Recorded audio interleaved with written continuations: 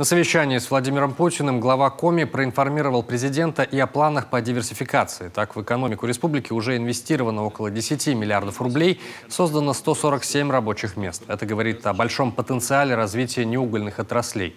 Напомним, по поручению главы государства Министерством экономического развития России совместно с правительством республики утвержден план мероприятий по диверсификации экономики Коми до 2026 года.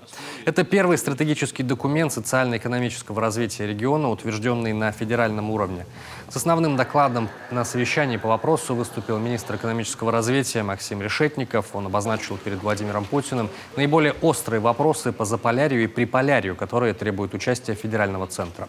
Не так давно федеральный министр лично ознакомился с ними, будучи в Коми с рабочим визитом. Так, один из проблемных моментов касается завершения угледобычи в Инте.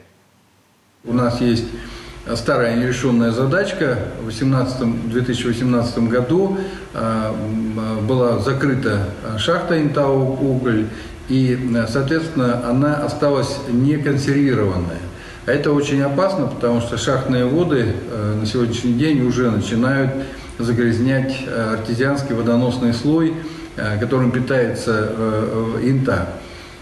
И сегодня Максим Геннадьевич доложил президенту, что, конечно, республике без поддержки федерального центра с этим вопросом не справиться.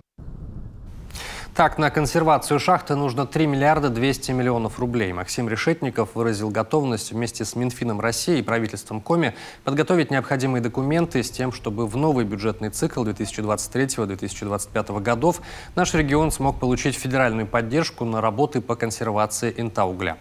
Еще одна проблема в Приполярье связана с водоснабжением. На ее решение требуется 500 миллиарда рублей. Максим Решетников также выразил готовность поддержать наш регион в этом вопросе. По Воркуте тоже напомню, что у нас Северсталь разрабатывает уголь в Воркуте до 2037 года, и к этому времени останется одна шахта, это высвобождается более 5000 человек, и нам очень важно по Воркуте точно так же отработать механизмы диверсификации. У нас там есть большой задел, большой портфель сегодня резидентов арктических, которые готовы уже к реализации своих проектов. Скажу, что вот с июля месяца, когда был утвержден план диверсификации, на 1 октября уже сегодня пакет инвестиций 10 миллиардов рублей по этому плану, что, в общем, дает очень хорошие основу для того, чтобы развивать план и действительно его внедрять в новое производство.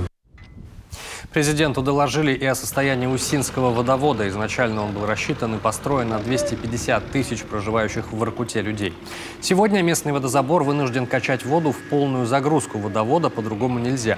Из-за этого организация несет потери, ведь в таком объеме вода никому не нужна.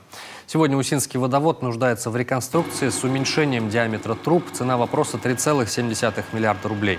Максим Решетников на совещании с президентом отметил, что после подготовки нашим регионом проектно-сметной документации он поддержит включение проекта в бюджетный цикл 2023-2025 годов.